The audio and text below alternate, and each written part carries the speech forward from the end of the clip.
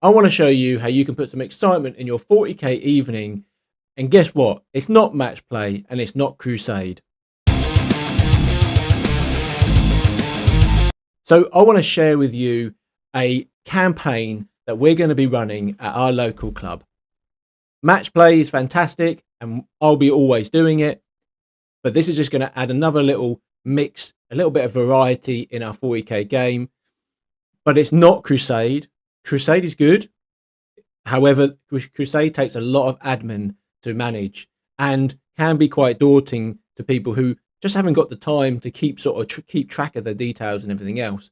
So what I've got for you is actually a little bit in between. Okay, so what is this campaign about? Well, it's about Helsreach. Now, Helsreach is a hive city on the planet of Armageddon. What a name for a planet. I mean, talk about actually, completely utterly doomed. So Armageddon has in itself has been sort of attacked, what we know, 3 times, and this is the 3rd time in its life cycle of battles, or wars, because it wasn't just a battle of wars. And in this 3rd one, we follow the Black Templars, and in specific, Helsreach Grimaldus. It starts off with his prologue, with words saying like, "I will die on this planet." So it sort of sets the theme straight away. I'm not going to be giving any spoiler alerts on here, okay? But what I want to tell you is this is the catalyst to this actual campaign. And if you want to follow this, what I'm going to give you, then it's really going to help you by listening or reading this book.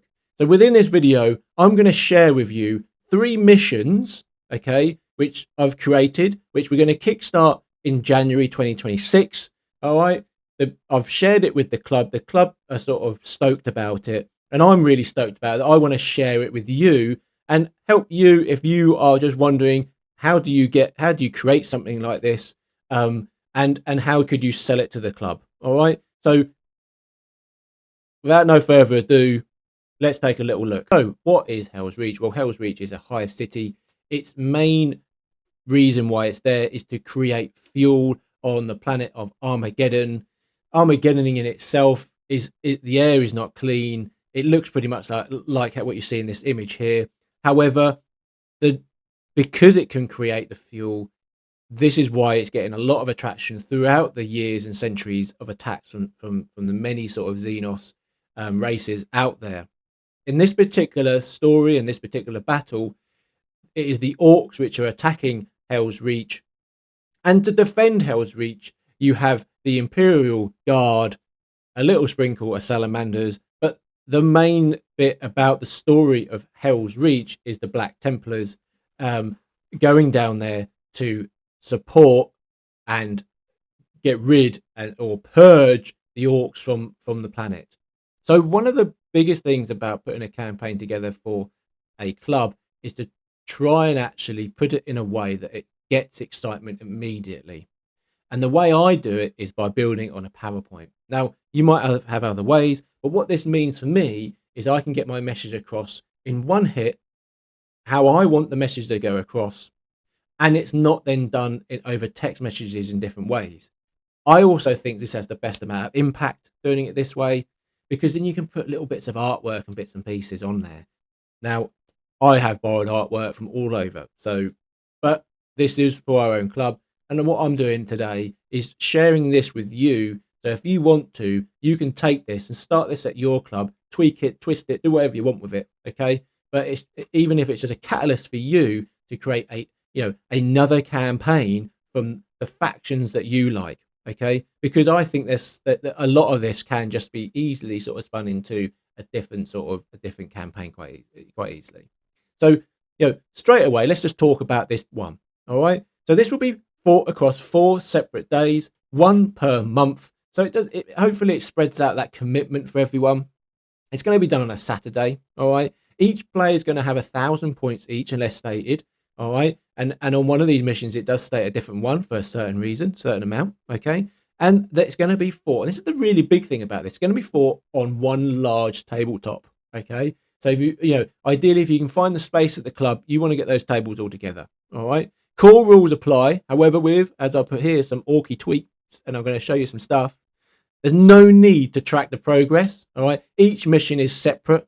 However, the overall wins will be tracked by me. Okay. So it just takes that bit that when people go away, they haven't got to think, oh, did I kill this? Did I do that? Did I do that? No, it's just like they've gone along, they've had a good game, okay, and well, I hope they've had a good game, and then it's just the onus is on me to just record the points, at the end, basically. The first game, there's not going to be any epic heroes, and the reason for that is to give that sort of that feeling that where one of the battles that the battles are sort of like in their own sort of concentrated areas, and in the story there's a part when Grimaldus is not actually in the fight, he's off doing some sort of reconnaissance investigation on a relic weapon. Okay, so the first battle, no epic heroes, that's for both sides. No Titanic models can be included until the third and fourth game. Okay, once again trying to keep in keeping with the storyline. Epic heroes and some characters can only exist once in the campaign. One model can exist in that campaign. All right, it's just going to be silly to have sort of like 4 or 5 Grimalduses on there. It's not right. Okay, so how do we do that? Well, look, what I've done is I've put it to both sides to see if they can sort of nominate a leader, and that leader, can rotate if they wish on that. But then that means that leader, they've got some control because they're going to be working as a team. You've got the Imperium one side, and then you've got the Orks the other side. So by me doing them a favour by saying you need a leader, I've already instigated that bit that they can sort of try and work that little bit out. Okay, and that means whoever's the leader, they get the character once that character's in it, or the highest rank on the board. Okay, I think that's going to help the game. Now, another little thing what I've sort of chucked in here is the Emperor's Champion. Okay, the first game, just let them thrash it out, whoever wants to be the Emperor's Champion on there. However, moving forward, they can flip a coin, roll a dice, whatever they want to do. However, moving forward on every other consecutive game, the Emperor's Champion is essentially going to be the person of the match. All right, the man of the match. Okay, so they have at the end of it, they make a decision. Do you know what? You did epic. You held that position well. You didn't give up. All right, you have the Black Sword. Okay, I think that's really good. I think that's quite actually thematic and works with it. And I hope it's going to work well at the club. Everyone gets along quite well, and I think it might sort of spur on people to play really well because they want that Emperor's Champion. All right, so okay, just to sort of just recap, we've got Orks, and we want we're hopefully going to have quite a lot of those Orks, and it might be a case that the campaign doesn't fail because if someone falls down. Instead of doing 1,000 points, then they'll just have to double up and do 2,000 points. It's a local club, so we can be flexible bits and pieces to make it work. You got the Imperial Guard, Black Templars, and Salamanders. I think we've got one chap playing the Salamanders, which probably in ratios will work out about right. First mission is the Walls of Helsreach, and as I said, there's no epic heroes in this one apart from that, and he's not an epic hero, but we'll just make sure that what we're talking about is the Emperor's Champion is allowed, okay? Because he's not actually a epic hero as of today at the moment. The first Orc wave slam into the defences. So the defenders set up, okay, behind the fortifications. That's the Imperium, behind there. And they've got a 10-inch deployment zone. The attackers, the Orcs, set up opposite, 12-inch deployment zone. The attackers must go first, okay? So those of you who have got the new mission decks and bits and pieces, pretty similar to certain bits within the asymmetric stuff, all right? Okay? The objectives, the Orcs must have at least 2 units inside the walls by the end of turn 5, okay?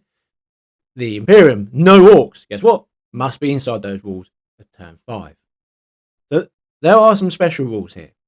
So, Wave Assault. Once per game, each destroyed Orc Boys unit returns from their board edge. So, essentially, if they're going to flood it with Orc Boys, they're going to get 2,000 points, 1,000 point army, aren't they? Okay? Yes, this is going to be a little bit weighted towards the Orcs, but it's thematic, all right? It is thematic. It is going to be creating that feeling that there are thousands of Orcs coming at them.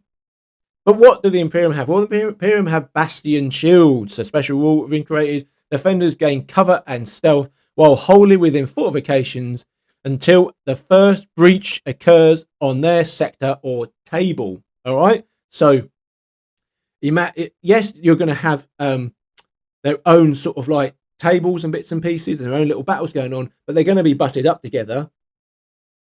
But within their own table sector, if one orc breaks that barrier, no cover or stealth. That's gone. All right.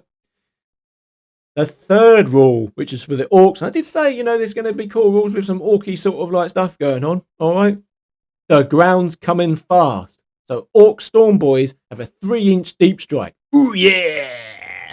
So that's going to really sort of like cause our Imperium boys a bit of a problem, isn't it? Right. Okay. Because these storm boys are going to be dropping in everywhere. So I really want to really bring in their sort of like close sort of like, you know, scrapping around and everything else. Hopefully those Black Templars are going to be chopping stuff up. All right. So that is the first mission. All right. Table layout.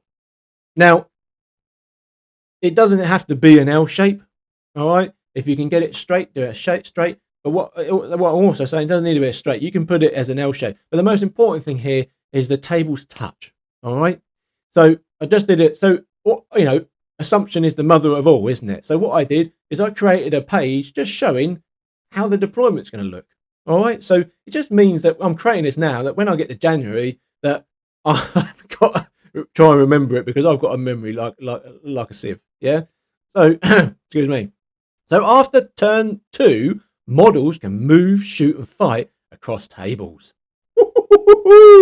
That's cheeky, isn't it? So the orcs could, all of a sudden, if we looked at those 2 top tables, for instance, and we looked at the right-hand one, you know, the orcs are in the red area, deployment zone, and they're coming over, they could literally be real cheeky, couldn't they? And think, you know what, now, after turn 2, we're just going to leave that, and we're going to pile everything. So, you know, that guy on the other table could have everything just piled into him, because their main mission is just to get beyond that wall, isn't it? So, you know, this is going to be cheeky, isn't it? You know, so I thought I'd chuck that one in there. I thought I like that. Okay. Defensive scenery needs to reflect dug in positions, bunkers, guns, and bits and pieces. Okay. And the attackers are limited to 2-inch cover. Material to be minimal. You know, we want the reflex running across open land, really, to a degree, but at the same time we need to give them a little bit of cover. Okay, because otherwise it's going to, you know, mow down. But they are going to get another wage, you know what I mean, in some of those models, yeah? But we want them to be, represent them just being loons, just manic, just crumping, all right? But the one bit which I like is flying models. Now, you don't see a lot of flying models about, do you? Because a lot of it just doesn't seem to, I mean, when I say like proper sort of like, you know, big storm, you know, going across bits and pieces, you don't really see it happening because it's just not meta enough, is it? You know? But what I've done is, so flying model rules still count, but now they can travel further because the tables are joined, aren't they? So if you think about it, and if you can get those tables dead straight along, you could literally have someone who's got a squadron like of gunships or whatever form, orc flyers, whatever it is, and they're just gunning it down. And if they can get it right, they can do a 90, move 20 and do a 90. They can be just going back up and down the table, strafing stuff. I'm hoping someone sees that. All right. I sort of mentioned it. I did a PowerPoint bit and I mentioned that a little bit, you know, just pointing that out. And I'm just hoping that someone gets that, because that could be awesome. Just like 3 sort of just going down, just all the way down. Be brilliant. Yeah. I've got it in my head, be brilliant. They could get blown off the first table and that's it. You know, did you say blow off or blow? Did you say strap up or strap on? Anyway, right. So that is mission 1. All right. So we take a look at mission 2. Let's do it. So mission 2. So what's happened is, you know, imagine there's like, this is all happening at once. Yeah. So, you know, this city is being attacked from everywhere. Okay. We've just zoomed into one area, which is down at the walls of Helsreach, and one battle there. Okay. We are now going north of the city, and this is purge the camps. All right. So the orcs grow bold. Okay. So basically, the old Grimaldus, he's not happy. Okay. He wants to send an elite squad in, and he wants to sort of attack. He knows where there's some orcs camping out, where some of their sort of like their gear is and everything else. So he wants to go in there and he wants to smash them up. Okay, so this is a little bit now, in our game, Space Marines and Imperial Guard have had a bit of a hammering, being attack. Now it's the other way, but just a little bit more of a tweak. All right, so this has got a real ambush vibe to it. All right, okay, and I'm really interested to see how this plays out, because I don't think I've seen anything like this before. Okay, so defenders set up all units first. Okay, and orcs are scattered around the camp within 8 inches of the center. Yeah, so scattered around. The attackers deploy anywhere, right? Anywhere on the board, as long as they're outside of 9 inch from an enemy model. All right. So they've essentially got deep strike, haven't they, on deployment? All right. So they must go first. All right. Now in sorry, I absolutely love it. So basically, the objectives are, the primary is for the Imperium is destroy all orc encampment markers. All right. Now we have given them a bit of a toughness and wounds, but there's no save for them. Okay. And the markers can be a little sort of orky type building, something like that. And then their secondary is eliminate the warlord. The orcs primary is basically a little bit, defend stop the Imperiums taking and destroying the encampments, and at the same time kill the Imperium's warlord. All right. And there's 10 victory points for each encampment destroyed or held, and 10 victory points for each warlord removed from the battlefield. All right. So I think what is quite important here is the fact is that you'll see in a minute that the orcs can bring them back, but they won't. What will happen is they won't get that VP. But we'll explain that in a minute. All right. Now let's have a little look. So the camp wasn't ready. So orc units cannot move or advance in the first battle round. Okay, they're surprised. All right, they may still shoot and fight though. All right, a little bit generous. Okay, so it's going to be a bit of carnage. Okay, ambush firepower. Imperial units gain a +1 wound. Now that's not going to stack against anything if anything's already got wound abilities and bits and pieces, or buffs, should I say. So they're going to get a little bit of a buff on their wound on there, around the targeting orc vehicles or fortifications.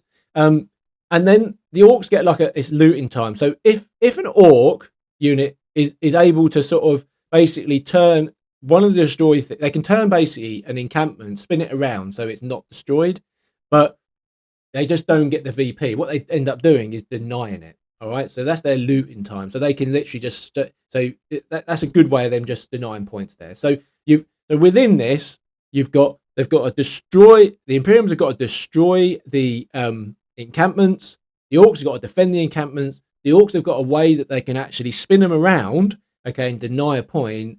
And then they both have got another simple one, which is a bit similar to, so I suppose it's an assassination type scenario, or actually more similar to some of the things you see in the Crusade stuff, where it is like attack the warlord, one of the agendas. All right, I like this. I think it's going to be really interesting. I've not seen anything like this done before, so it should be fun. And once again, it's thematic. If the orcs actually sort of like many models are left on the board, I will be surprised by the end of this. But this is going to be down to points. So if they can keep sort of if they can spin them back, then they could still potentially win this just on points. Okay. So the table layout for Persia camps is pretty simple. But once again, assumption is the mother of all. I wanted to put this down to so people sort of got a straight idea. What did that look like? Well, here, bang, there you go. So it's really important to make sure that you're going to do this, provide those layouts. So when everyone turns up, there's no sort of disappointment. The expectation is set, isn't it? All right. There's nothing worse than having expectation sort of like is not exactly what you expected. Yeah, but instantly just ends up being a bad day straight away. So after turn 2, models can move and shoot and fight across tables. So similar to the other one. Flying models, exactly the same thing. They can be whizzing around. All right. Scenery needs to reflect orc encampments to reflect orcs. So I've just sort of set a thing down there for the club. When we to sort of see if we've got anything like that. So when we're getting down there, I can sort of go, guys, just take a little look for this one. When we turn up, we know what we're doing. Okay, there's no dicking about on this. Yeah. Instead of 1,000 points, it's 750 points each team, because I want it to be fast and furious. All right. So the great thing about this is it's on a Saturday. You know, hopefully it's not going to be all day, taking someone all day to do it. It's going to be a real nice sort of like big fight and everything else. All right. And keep this skirmish. No Titanic, epic heroes allowed. I think I might change that. Oh yeah, hang on. So I've put. Sorry, I do apologise. I've put keep this skirmish. No Titanic. No Titanic, comma epic heroes allowed. I actually thought I made a mistake there, but epic heroes are allowed in this. So this is the first time that we're going to see Grimaldus, and then whatever particular character the Orks want to play. The Orks want to play on this day. All right. But what's important here, we don't want Titanic. This is not what we don't want that in this. We want this to be scrappy swords. Okay, so that is 2. We've got 1 more to go. So here's number 3 of the missions which have been created. We are back in the city. It's the Orks attacking now, because that is definitely more in keeping with this. So we're back to them attacking. It's smashed the Genitorium. The Orks have found the great Genitorium complex, the sprawling plasma furnaces and power converters that keep the Helsreach alive is being attacked. You know, the Orcs want to put us in darkness, take everything away, put the fear into the civilians within the city. So the defenders set up Imperium within 12-inch of the central Genitorium. Now, Orcs, they set up basically in the corners with an 8-inch deployment, and I'll show you on the next page how that looks. And the attackers must go first. Okay. So the mission. So basically, the mission for the Orcs have got to destroy the power generators by holding the central objective for 2 consecutive turns. All right. That is, you know, that is going to be pretty difficult to do, I would have thought, but it needs to be. Okay, because they're trying to sort of get, you know, what we've got to think about. They've got to get through those defenses, fight their way in defenses, and then they've got to try and destroy that stuff. All right. So they've got to have time to try and destroy it. How that's going to work, I'm not too sure, because essentially they've got, really, if they get to turn 4, then yeah. Let's see how it goes. But I think it should be still fun. All right. So the basically the mission for Imperium there, well, guess what, is they basically have to defend them. All right. And by 10 VP for each Genitorium destroyed or held, and destroyed ones cannot be held. So what I just put a note there, because they can't be spun round, they can't be reclaimed. Once it's destroyed, it is destroyed. Okay. We are now going into darkness. So wave assault. That's it. Some of these, all of these are actually, the 3 special rules are the same as the first mission. So you've got the wave assault, where the Orc boys have got another go of coming in from their table edge. You've got bastion shields, which is the cover and stealth until the first breach, and then you've got the grounds jump coming in fast, which is the Orc boys deep striking at 3-inch. All right.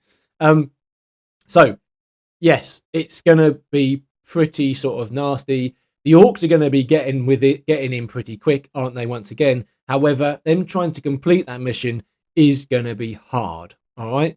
But there's actually multiple power plants, because each table is obviously got their own sort of objectives and missions. It's the same objective and mission, but they've got their own power plant to look after. Now, so once again, after turn 2, models can move across and shoot across tables. So, you know, in this area, you know, if you're Orc boys, you could sort of go, well, let's put a feint in. Let's then we'll pretend we're going with this one, but actually we're then going to switch to the next one, just pile into it. Because they've just got to destroy stuff. You see what I mean? So flying models once again can be flying up and down. The defensive scenery needs to reflect sort of dug in positions, bunkers, guns. So once again, I've laid out an expectation of what that scenery needs to look like. We're very, very lucky at the club, Sam, who runs it with the lads down there, that they've got an abundance of scenery. So we are very lucky. Put it this way: if you haven't got it, you make do with what you've got, haven't you? All right. But it's really important that you've set the expectations. So on the day when we turn up, we know what we're doing. Attackers are limited to 2-inch cover. So once again, we're going to keep it very minimal because the orcs do not care. They are just running across and attacking. All right. Okay. So look, I hope you like that. If you've got any questions and bits and pieces about it, leave it down in the comments below. Rerun it, borrow what you want from it. It's there for you to use. Like, I'm going to give you something to work on. All right. Help me create the 4th mission. Based on what we've done there, give us a little bit of an idea. Doesn't have to be all the rules and everything else. Just give me a little bit of a starting point. It can be just a name of it. Okay. A part in the story. All right. And I will create the next mission around that. Now, that won't be played until probably 4 months into the new year, but you'll help create that. All right. So look, I hope you found this useful. Thank you. Please like, subscribe, and hit the bell, and you'll get more content. Cheers. Bye.